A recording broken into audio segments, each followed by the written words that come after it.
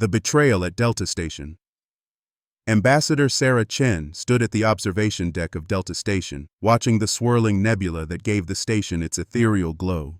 The diplomatic facility had been built in neutral space, exactly between human territory and the borders of the hegemony. For 3 months, it had served as the meeting ground for the most important negotiations in human history. Sarah adjusted her formal diplomatic attire and checked her chronometer.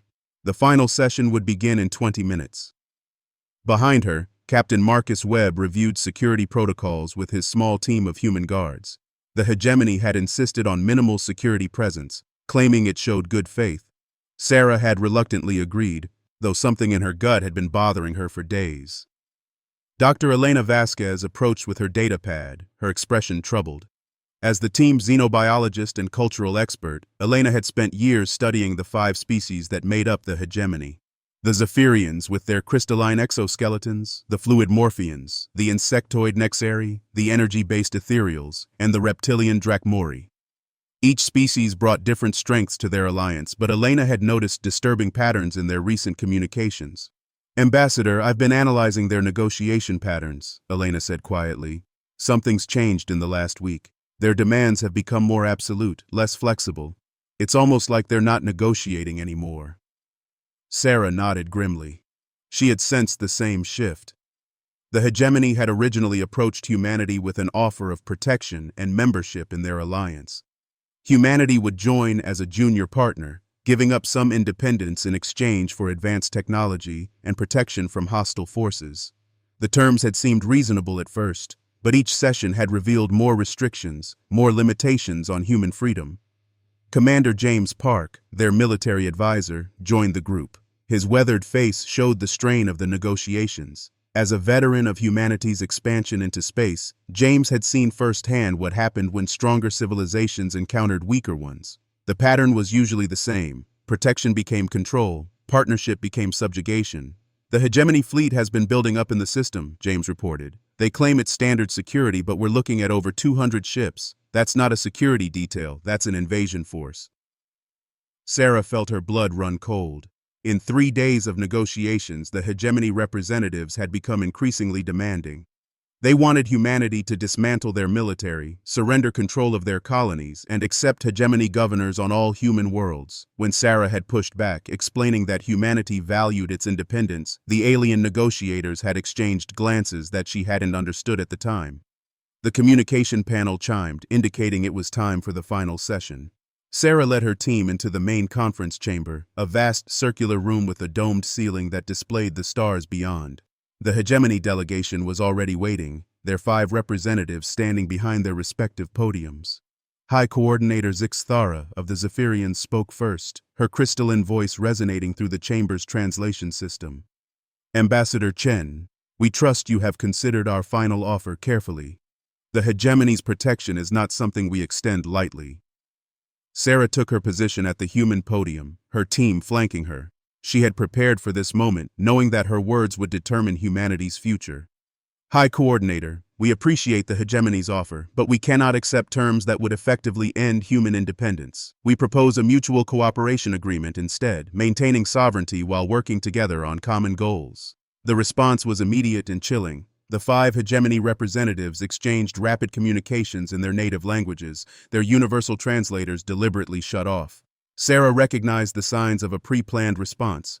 This wasn't a negotiation anymore. War Master Gorthak of the Drachmori stepped forward, his reptilian features twisted in what might have been a smile. "I'm afraid that is no longer an option, Ambassador Chen. Humanity has proven itself too unpredictable for junior partnership. The hegemony has decided to implement direct protection protocols." The words hit Sarah like a physical blow. What exactly does that mean? "It means," said the ethereal Lumina with her haunting musical voice, "that humanity will be placed under direct hegemony administration. Your military will be dissolved, your governments replaced with our appointed administrators, and your people relocated to designated zones for their own protection." The chamber fell silent except for the hum of the station's life support systems. Sarah looked at her team, seeing her own shock reflected in their faces. This wasn't protection, it was conquest with a diplomatic veneer. "That's completely unacceptable," Sarah said, her voice steady despite her racing heart. Humanity will never agree to those terms. We came here in good faith to negotiate a partnership between equals. The Morphean representative, Flux 9, rippled with what Sarah had learned to recognize as amusement. You misunderstand your position, Ambassador. This is not a negotiation. This is notification. Hegemony forces are already moving to secure strategic positions throughout human space. Resistance will be met with appropriate force. Captain Webb stepped forward, his hand instinctively moving toward his sidearm. You're talking about an unprovoked invasion of sovereign human territory. We're talking about protection, War Master Gorthak hissed. Whether you want it or not. The Nexari delegate, Prime Node 17, clicked its mandibles in what passed for speech. Your species has shown dangerous tendencies. Your expansion rate, your military development, your resistance to authority. These traits must be managed. Sarah felt the weight of history pressing down on her. Every word spoken in this chamber would be recorded, analyzed, and remembered. If this was humanity's last moment of freedom, she would make it count. Then you leave us no choice, she said, standing straighter. On behalf of humanity, I formally reject the hegemony's demands. We will not surrender our freedom, our independence, or our right to determine our own destiny. If you want to control us, you'll have to fight for it. The hegemony representative seemed almost relieved. Zixthara's crystalline structure pulsed with satisfaction. Very well.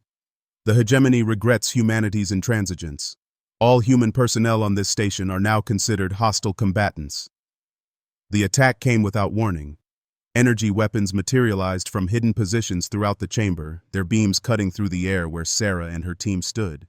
Captain Webb managed to push Sarah behind a podium as the first shot struck, but the concentrated fire was overwhelming. Dr. Vasquez cried out as an energy beam caught her shoulder, spinning her around. Commander Park drew his weapon and returned fire, but the human sidearms were no match for the hegemony's advanced weapons. More energy weapons emerged from the walls, floor, and ceiling, turning the conference chamber into a death trap. Webb spoke rapidly into his communicator, trying to reach their ship, but the station's communication systems had been jammed. The hegemony had planned this perfectly, turning the neutral meeting ground into an execution chamber. Sarah watched in horror as her team fell around her. Elena managed to activate her emergency beacon before collapsing, the device's red light blinking frantically as it broadcast humanity's final diplomatic message. James fought to the end, providing covering fire until an energy beam found its mark. As the weapon's fire intensified, Sarah realized they had never intended to let the human delegation leave alive. This wasn't just conquest, it was a message. The hegemony wanted to demonstrate what happened to species that defied them. Captain Webb, wounded but still conscious, dragged himself to Sarah's position. Ambassador, he gasped. The emergency beacon. It's transmitting. Earth will know what happened here. Sarah nodded, feeling strangely calm as death approached.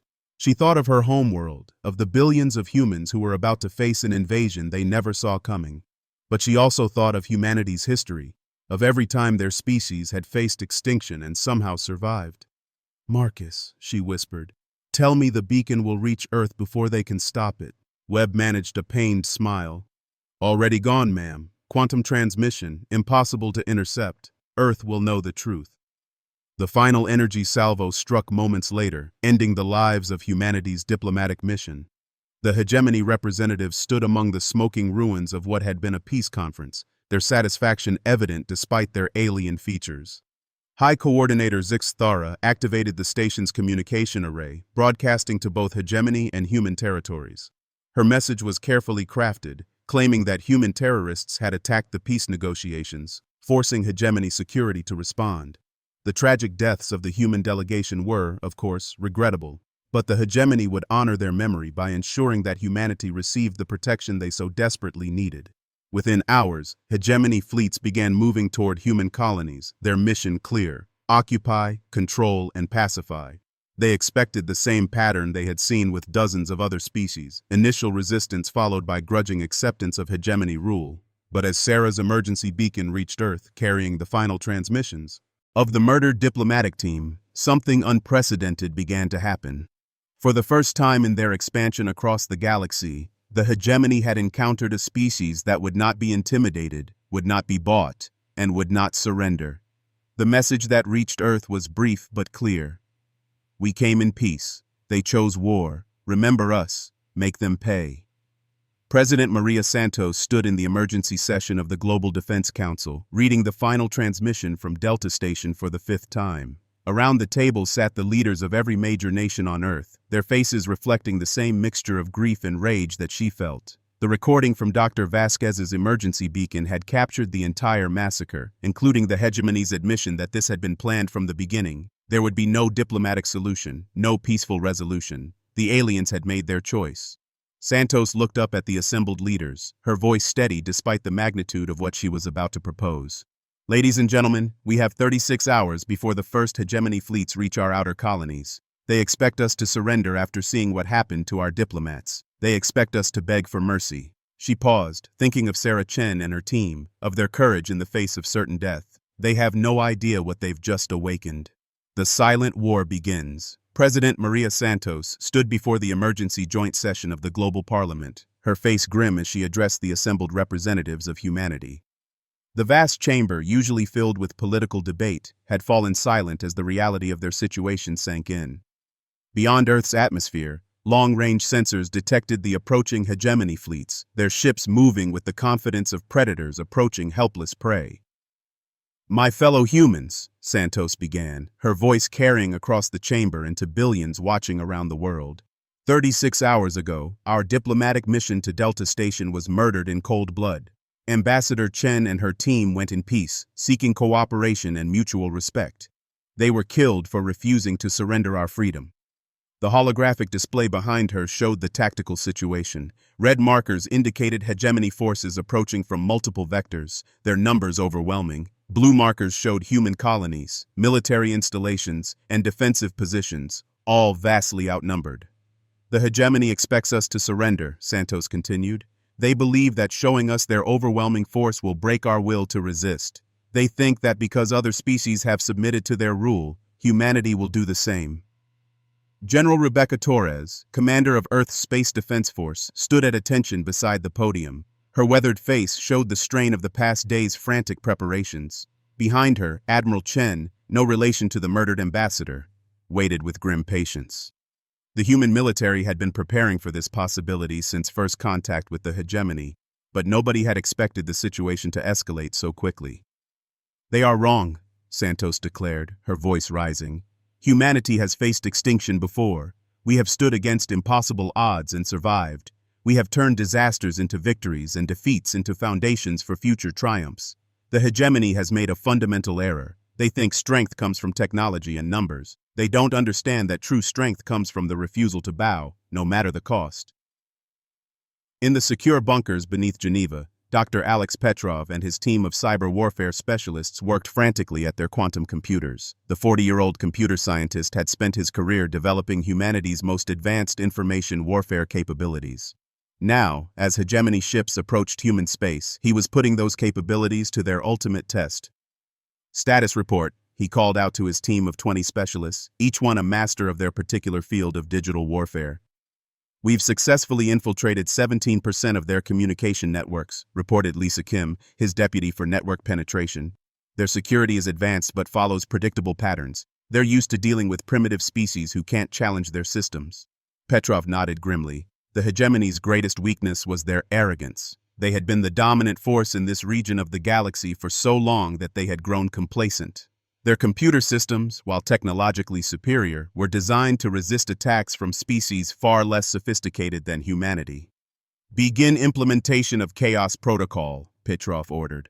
I want their fleets blind, deaf, and confused by the time they reach our colonies. Across human space, the response to the Delta Station massacre was swift and coordinated. On Luna Base, Commander Lisa Zhang worked with representatives from dozens of minor species who had suffered under hegemony rule. The meeting was being held in secret, with participants arriving through hidden routes to avoid detection. The Altarians had been the first to answer humanity's call. Their homeworld had been strip-mined by the hegemony for rare metals, their population relocated to labor camps. The Kythera Collective had seen their ancient culture suppressed, their historical records destroyed and replaced with hegemony propaganda. The Vegan Republic had been economically strangled, forced to accept unfair trade agreements that left them dependent on hegemony charity. The humans offer us something we have not had for generations, said Representative Thala of the Altarians, her feathered crest rising with emotion. Hope. Not just the hope of revenge, but the hope of freedom. Jang nodded respectfully. As humanity's chief diplomatic liaison to the minor species, she understood the delicate balance required to build a coalition. These peoples had suffered under hegemony rule for decades or centuries. They needed to believe that humanity could succeed where they had failed. "We're not asking you to fight our war," Zhang explained. "We're asking you to fight for your own freedom. Humanity will provide the spark, but the fire must come from all of us together." The first phase of humanity's response began with surgical precision. Admiral Torres commanded a fleet of converted civilian vessels, their cargo holds stripped out and replaced with military equipment. The ships looked harmless, merchant vessels, exploration craft, even passenger liners. But appearances were deceiving. The merchant ship Peaceful Trader dropped out of hyperspace near the Hegemony Supply Depot at Rigel Station. Captain Sarah Mitchell, a former military officer who had been commanding cargo runs between human colonies, now found herself at the center of humanity's desperate gambit. "Rigel Control, this is the Peaceful Trader requesting docking clearance," she transmitted, her voice professionally neutral. "We're carrying medical supplies for the refugee camps in the Vega sector." The response came in the arrogant tone that characterized all hegemony communications with lesser species. "Peaceful Trader, you will submit to full inspection before docking. New security protocols are in effect." Mitchell exchanged glances with her crew, former merchant spacers and military volunteers. They had spent weeks preparing for this moment. Hidden throughout their ship were weapons and equipment that the hegemony's scans wouldn't detect. Humanity's most advanced stealth technology, developed in secret over the past 3 years. As the hegemony inspection team boarded their ship, Mitchell's crew played their parts perfectly. They submitted to searches, answered questions with appropriate deference, and showed all the signs of a frightened civilian crew trying to avoid trouble.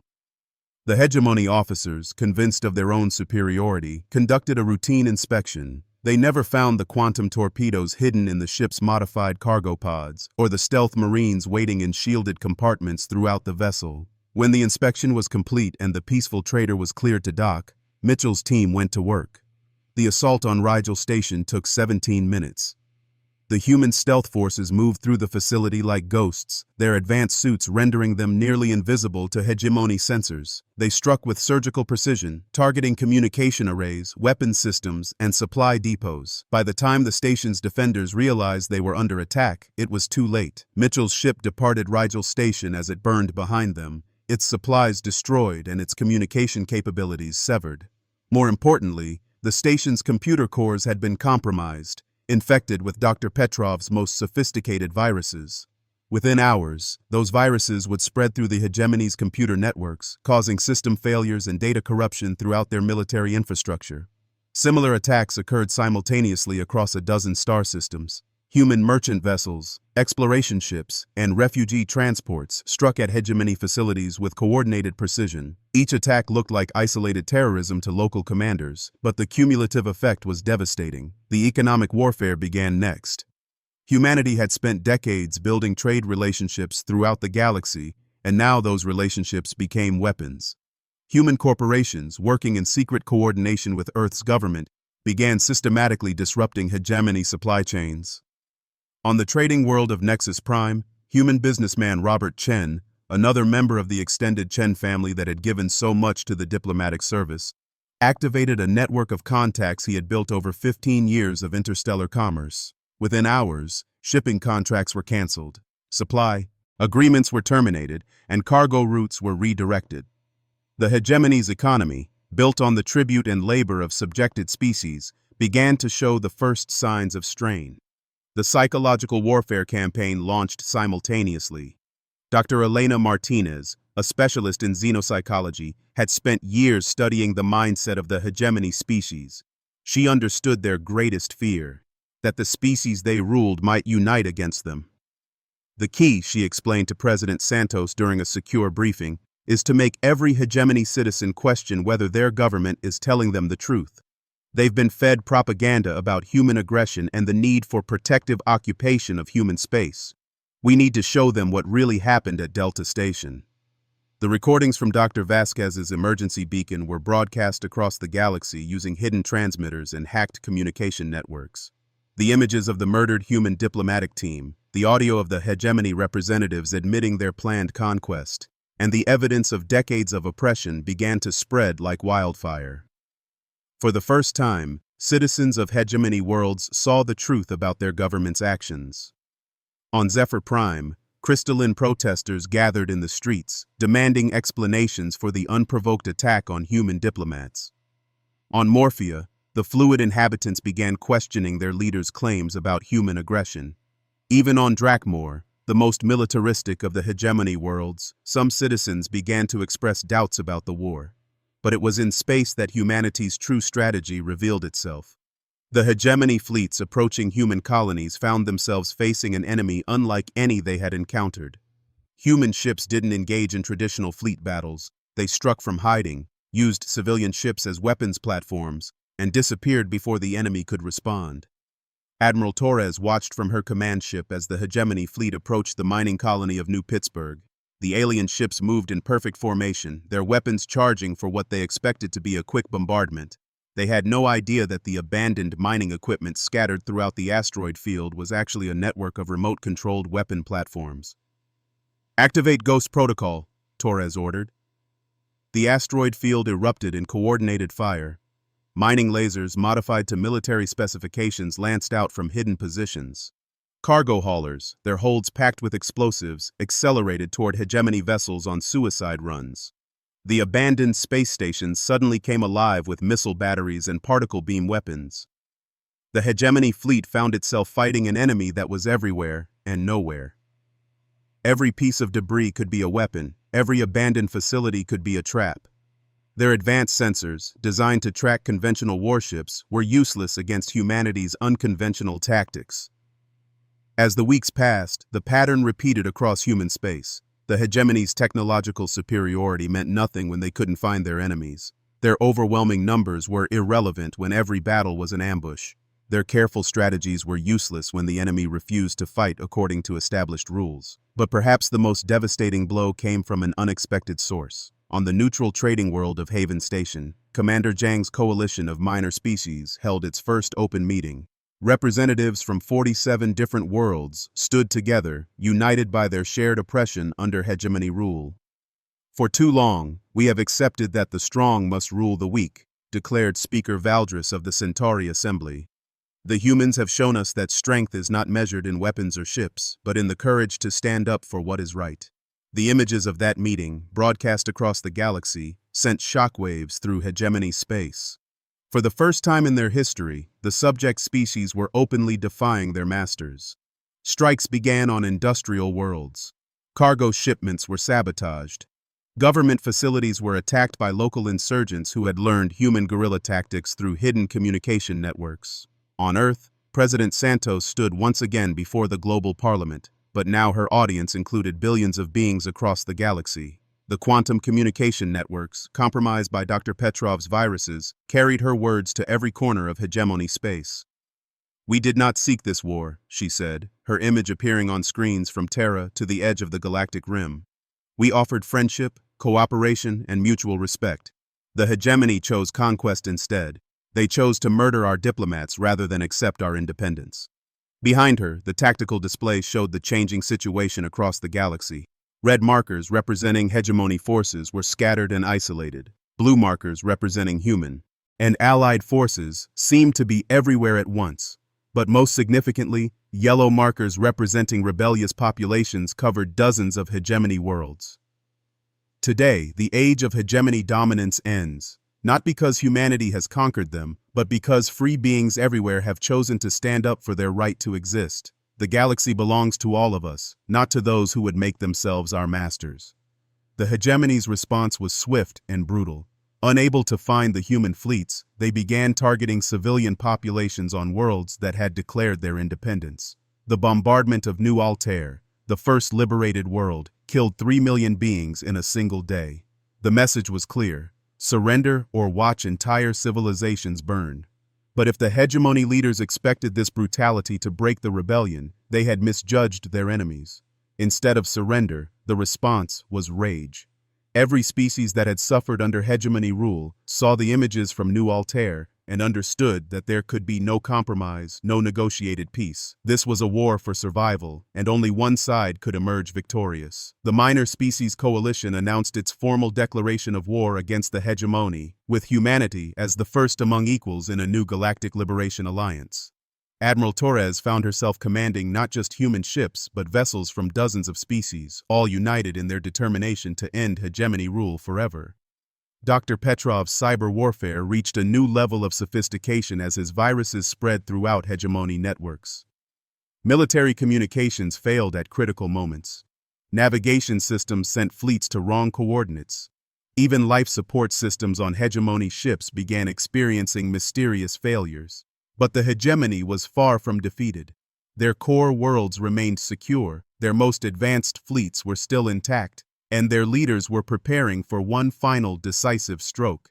If they could destroy Earth itself, they believed, the rebellion would collapse and order would be restored. High Coordinator Zixathara stood in the hegemony's Supreme Council chamber, her crystalline form pulsing with anger and determination. Around her, the representatives of the other four species displayed their own versions of barely controlled rage. The humans had turned what should have been a simple conquest into a galactic civil war. "The time for half measures has passed," she declared. "We will assemble our grand fleet and end this rebellion at its source. When Earth burns, every species in the galaxy will remember the price of defying the hegemony." The order went out across hegemony space. Every available warship, from the mightiest dreadnoughts to the smallest patrol craft, was recalled to the core systems. The hegemony's grand fleet would number over 2,000 vessels, the largest military force ever assembled in galactic history. But as that fleet prepared for its final journey to Earth, humanity was preparing its own surprise. The silent war had been just the beginning. Now, with the galaxy watching, the real test would begin. The Reckoning. The hegemony Grand Fleet assembled at the edge of the Sol system like a constellation of death. 2,300 vessels, representing the culmination of centuries of technological advancement and military doctrine, hung in perfect formation against the star field. From the bridge of the massive command dreadnought, Eternal Dominion, High Coordinator Zixthara gazed upon humanity's home system with the satisfaction of a predator approaching wounded prey. "Begin final approach," she commanded, her crystalline voice resonating through the ship's communication systems. "All vessels, maintain formation. We will destroy the human homeworld slowly, ensuring that every species in the galaxy witnesses the consequences of defying the hegemony." The fleet began its advance, engines blazing as thousands of ships moved with coordinated precision toward Earth. Their sensors detected the expected defensive formations, human military vessels arranged in desperate defensive lines around their homeworld, while civilian ships fled toward the outer planets in panic. It appeared exactly as the hegemony strategists had predicted, a broken species making its last stand. But appearances, as humanity had proven repeatedly over the past 6 months, could be deceiving.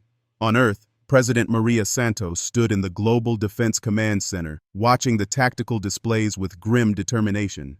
Around her, military leaders from every nation worked with focused intensity, coordinating the most complex defensive operation in human history. But this wasn't the desperate last stand it appeared to be. It was the culmination of months of careful preparation. "Admiral Torres, report status on Ghost Fleet activation," Santos ordered. Admiral Rebecca Torres smiled grimly from her position at the tactical console. "All Ghost Fleet elements are in a position and ready for activation, Madam President. The hegemony has no idea what's waiting for them." The Ghost Fleet was humanity's greatest secret. While the hegemony had been tracking human military vessels and converted civilian ships, they had completely missed the massive construction project taking place in the asteroid belt. Using advanced stealth technology and careful resource management, human engineers had built a fleet of ships unlike anything seen before in galactic warfare. Dr. Alex Petrov, now serving as Director of Strategic Operations, joined the group around the main tactical display. His cyber warfare division had spent months preparing for this moment, and their efforts were about to bear fruit in ways the hegemony couldn't imagine. "The virus packages are ready for deployment," he reported. "Once their fleet enters the inner system, we can activate the final protocol. Their own ships will become our weapons." But the most crucial element of humanity's defense wasn't technological, it was political. Commander Lisa Zhang had spent the past months building the largest military coalition in galactic history. Representatives from over 60 species now stood beside human officers in the command center, their ships adding to Earth's defenses not just in numbers but in symbolic power. Speaker Valdris of the Centauri Assembly approached President Santos, his scaled features showing the determination that had led his people to risk everything for freedom. President Santos, our combined fleets are ready. Win or lose, we stand with humanity today. Santos nodded respectfully. The coalition ships surrounding Earth represented more than military support. They were proof that the galaxy had changed. Species that had been enemies for centuries now fought side by side, united by their shared desire for freedom from hegemony oppression. As the hegemony fleet approached the outer planets, their advanced scouts began detecting anomalies. What had appeared to be fleeing civilian ships were maintaining suspiciously precise formations. The debris fields around Jupiter seemed to be moving in patterns inconsistent with natural orbital mechanics. Most disturbing of all, their communication networks were experiencing intermittent failures that their technicians couldn't explain. War Master Gorthak, commanding the fleet's military operations from his position beside Zixithara, studied the sensor readings with growing unease. High Coordinator, I'm detecting energy signatures throughout the system that don't match our intelligence reports. The humans may have prepared more extensive defenses than we anticipated. Zixithara's crystalline form pulsed with irritation. Impossible. Our intelligence networks have monitored every human construction project for the past 3 years. They have perhaps 200 military vessels and some converted civilian ships. Even if they've built additional defenses, they cannot match our firepower. But as the hegemony fleet passed the orbit of Mars, the truth began to reveal itself. The debris fields around Jupiter suddenly came alive with energy signatures. The fleeing civilian ships dropped their disguises and revealed themselves as heavily armed warships. Most shocking of all, massive structures emerged from behind the planet itself, space stations and defensive platforms that had been hidden by Jupiter's electromagnetic field. Impossible, Gorthak breathed, watching his tactical display fill with hostile contacts. Where did they get the resources to build all this? The answer came from an unexpected source. As the hegemony fleet found itself surrounded by far more enemies than their intelligence had suggested, their communication networks experienced a total cascade failure. Every ship in the fleet suddenly found itself cut off from command and control, their advanced coordination systems reduced to useless static. Dr. Petrov's masterwork had finally activated. The viruses that had been spreading through hegemony networks for months had been designed for this moment. Instead of causing random failures, they had been gathering information, mapping system vulnerabilities, and preparing for a coordinated strike that would cripple the entire fleet simultaneously. Admiral Torres gave the order that changed galactic history. All units, initiate Operation Prometheus. The battle that followed would be studied by military strategists for generations. The hegemony fleet, despite their overwhelming numbers and technological superiority, found themselves fighting an enemy that refused to follow conventional tactics. Human ships appeared from impossible angles, striking with weapons that shouldn't have existed, then disappearing before return fire could be directed. The Ghost Fleet revealed itself in all its terrifying glory. Ships built using hybrid technology, human engineering combined with technical knowledge provided by the coalition species, emerged from stealth positions. Throughout the system, they moved with the agility of fighters but carried the firepower of capital ships, their unconventional designs making them nearly impossible to target effectively. Captain Sarah Mitchell, now commanding the stealth destroyer Retribution, led her squadron in a series of devastating attacks on the hegemony's command vessels. Her ship, built using Altarian metallurgy and Centauri energy systems, was virtually invisible to standard sensors while carrying enough firepower to cripple ships 10 times her size. Target the command dreadnought's communication array, she ordered her weapons officer. Cut the head off the snake. The attack on the Eternal Dominion was coordinated with mathematical precision. While Mitchell's squadron struck from above, hidden weapon platforms throughout the asteroid belt opened fire from multiple vectors. The hegemony flagship found itself under attack from dozens of directions simultaneously, its powerful shields overwhelmed by the sheer volume of incoming fire. On the bridge of the Eternal Dominion, chaos reigned. Warning klaxons blared as system after system failed under the coordinated assault. Zixithara watched in horror as her mighty fleet, the pride of the hegemony, was torn apart by an enemy that seemed to be everywhere at once. "How is this possible?" she demanded, her crystalline voice cracking with desperation. "They're primitives. They've barely had spaceflight for 3 centuries. War Master Gorthak, his reptilian features twisted with rage and disbelief, studied the tactical displays showing the destruction of ship after ship. They're not fighting like any species we've encountered. Their tactics are chaotic, unpredictable. Our battle computers can't calculate response patterns because there are no patterns to calculate. The truth was more devastating than either hegemony leader could comprehend. Humanity hadn't just built a larger fleet, they had revolutionized the concept of space warfare itself. Every engagement was an improvisation, every attack a creative solution to an immediate problem. While the hegemony had perfected the art of conventional warfare, humans had invented an entirely new form of combat. Lieutenant Commander James Park, grandson of the murdered Diplomat, led a squadron of modified mining ships against a formation of Zephyrian cruisers. His vessels, equipped with industrial cutting lasers and armored with salvaged hegemony hull plating, shouldn't have stood a chance against military warships. But Park had learned from his grandfather's sacrifice. Sometimes the impossible became possible through sheer determination. "Remember, we're not trying to destroy them," he transmitted to his squadron. "We're trying to disable them. Every hegemony ship we capture intact becomes a weapon we can use against their allies." The mining ships swarmed the cruisers like insects attacking giants. Their cutting lasers, designed to slice through asteroid rock, proved devastatingly effective against enemy shields. When the Zephyrian vessels tried to maneuver away, they found their escape routes blocked by seemingly empty space, until human stealth ships decloaked and opened fire. But the most profound change in the battle came from an unexpected source. Throughout the hegemony fleet, individual crew members began receiving transmissions that bypassed their command structure entirely. The voices spoke in their native languages, carrying a message that shook the foundation of their loyalty. Dr. Elena Martinez, working from a secure facility on Luna, supervised the psychological warfare operation that would prove more decisive than any weapon. "Begin transmission of Package 7, she ordered her team of xenopsychology specialists. Across the hegemony fleet, alien crew members heard recordings of their own leaders admitting that the war had begun with the murder of human diplomats. They heard evidence of decades of oppression, of worlds strip-mined and populations enslaved. Most importantly, they heard testimony from their own people, hegemony citizens who had been secretly working with the human resistance for months. The effect was immediate and devastating.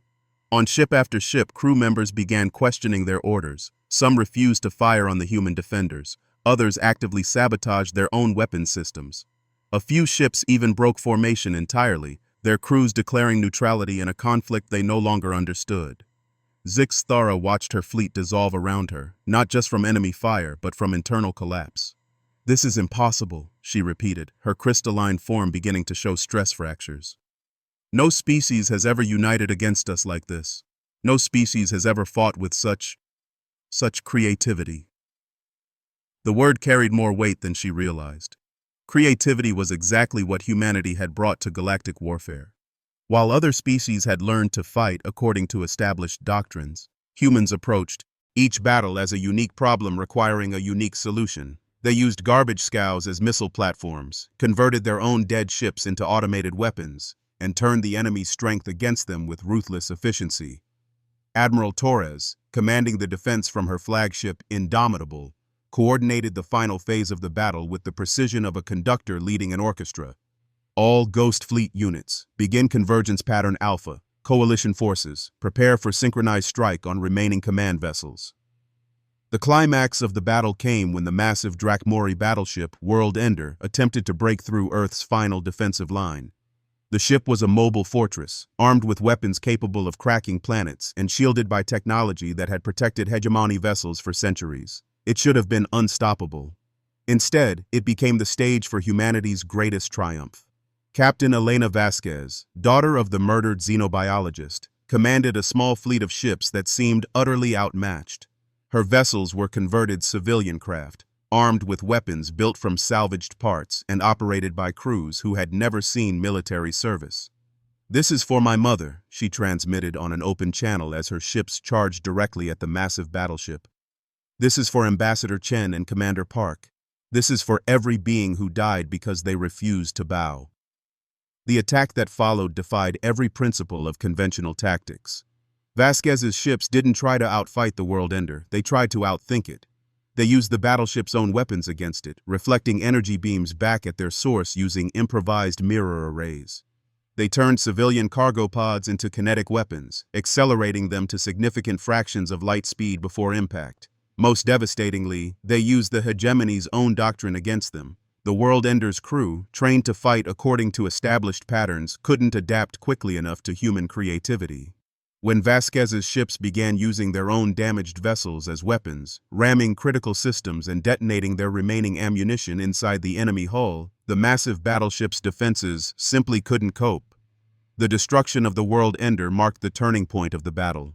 Across the hegemony fleet, ship commanders began to realize that they were not facing an inferior enemy, they were facing a superior one. The humans had not only matched their technology, but had surpassed their strategic thinking.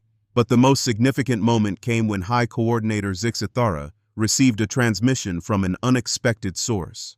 On her main screen appeared the image of someone she had thought long dead, Ambassador Sarah Chen. "High Coordinator," Sarah said, her image flickering with the interference common to long-range quantum transmissions. "I believe we need to talk." Zixithara's crystalline form began to pulse with shock and confusion. "You're dead. We killed you at Delta Station. I watched you die." Sarah smiled grimly. "You killed a hologram, Coordinator, a very sophisticated one, but still just light and sound. The real diplomatic team was never on Delta Station. We knew you couldn't be trusted, so we prepared for your betrayal." The revelation sent shockwaves through both fleets. The entire war had begun with a deception. But the deception had been humanity's, not the hegemony's. Dr. Vasquez, Commander Park, and Captain Webb were all alive, broadcasting from a secure facility in the Alpha Centauri system. "Everything else was real," Sarah continued. "Your admission of planned conquest, your willingness to murder diplomats, your decision to wage war against a peaceful species. We simply made sure we survived to tell the galaxy what you really are." The psychological impact on the hegemony forces was catastrophic. They realized they had been manipulated from the very beginning, drawn into a war they couldn't win by an enemy who had anticipated their every move. The humans hadn't just outfought them, they had outsmarted them completely. Across the hegemony fleet, ships began powering down their weapons. Some commanders ordered full retreat. Others simply stopped fighting, their crews too demoralized to continue. The greatest military force in galactic history was defeated not by superior firepower, but by superior intelligence and unbreakable will. Zixithara found herself alone on the bridge of her crippled flagship, her senior officers either dead or fled. The massive fleet she had led into the Sol system was scattered wreckage, and the few ships still capable of movement were desperately trying to escape human pursuit. "How?"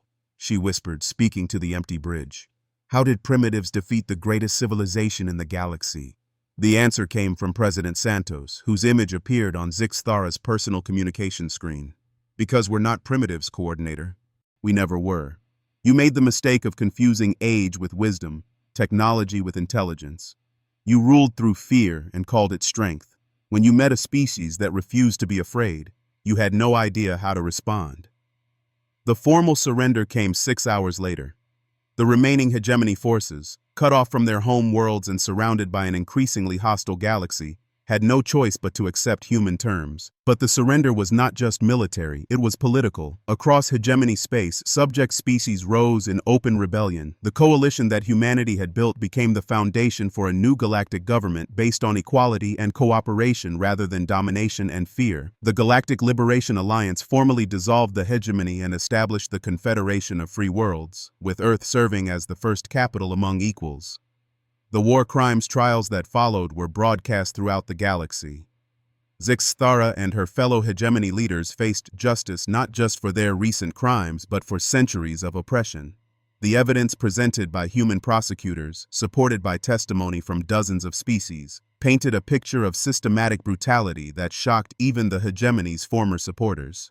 But perhaps the most important moment came during the memorial service for the victims of Delta Station. The ceremony took place on the rebuilt station, now serving as a symbol of peace rather than deception.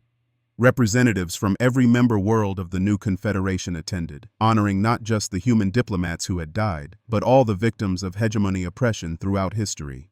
Ambassador Sarah Chen stood at the podium where her holographic duplicate had been murdered months earlier.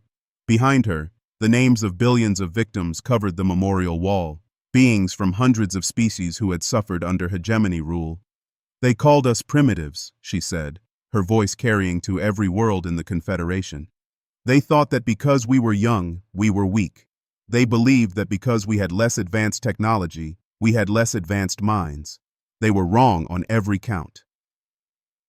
President Santos, now serving as the first elected leader of the Confederation Council, joined Chen at the podium. Today, we remember not just those who died, but those who lived to see freedom. The galaxy belongs to all of us now, not as subjects of an empire, but as partners in civilization. The final image of the memorial ceremony showed the new Confederation flag being raised above Delta Station. The symbol combined elements from every member species, but at its center was a simple image that had become the universal symbol of resistance to tyranny. A human hand reaching toward the stars, open in friendship but ready to close into a fist if threatened. Dr. Alex Petrov, now serving as the Confederation's first director of technological cooperation, worked with scientists from dozens of species to ensure that the advanced knowledge gained during the war would be used for peaceful purposes. The cyber warfare techniques that had crippled the hegemony fleet became the foundation for a new galactic communication network that no single species could control or censor. Admiral Torres accepted the position of Supreme Commander of Confederation Defense Forces, but her first act was to establish a doctrine that would prevent any species from ever again dominating the galaxy through military force. The Confederation military would exist to protect member worlds from external threats and to ensure that disputes between species were resolved through negotiation rather than conquest. Commander Jiang became the first Ambassador General of the Confederation, tasked with establishing diplomatic relations with species beyond the former hegemony territory. Her success in building the Liberation Coalition had proven that even ancient enemies could work together when they shared common goals. But perhaps the most significant change was cultural. The defeat of the hegemony had proven that age and advanced technology were not guarantees of superiority. Young species were welcomed as equals in the Confederation, their fresh perspectives valued as much as the ancient wisdom of older civilizations. The galaxy had learned that true strength came not from the ability to dominate others, but from the courage to stand up for what was right regardless of the odds. Humanity had not conquered the galaxy, they had liberated it, and in doing so, they had shown every species what they could accomplish when they refused to accept that might made right. Years later, when historians wrote about the war that changed the galaxy, they would focus on the advanced technology, the brilliant strategies, and the massive space battles. But those who had lived through the conflict knew that the real victory had been much simpler. A young species had looked at an ancient evil and decided that some things were worth fighting for, no matter the cost. The hegemony had ruled through fear, believing that submission was the natural state of all intelligent life. Humanity had proven them wrong by showing that the desire for freedom was stronger than any weapon, more advanced than any technology, and more enduring than any empire. The galaxy would never be the same, and that, more than any military victory or technological advancement, was humanity's greatest gift to the stars, the knowledge that no being had to bow to tyrants, that every species had the right to determine its own destiny, and that the future belonged to those brave enough to reach for it. The age of the hegemony was over. The age of the Confederation had begun, and at its heart stood a simple principle that a young species from a small blue world had been willing to die for, that all beings were created equal, and that freedom was the birthright of every thinking creature in the universe. The stars themselves seemed brighter now, illuminated not by the cold light of conquest, but by the warm glow of hope. Humanity had kept its promise to Ambassador Chen and her team. They had made the galaxy pay for its crimes, not with blood and vengeance, but with justice and freedom. The Council had executed human diplomats thinking it would break humanity's spirit. Instead, they had awakened something far more dangerous than any weapon. The unshakable conviction that some things were worth any sacrifice to preserve. And in the end, that conviction had shattered not just the stars, but the very foundations of tyranny itself.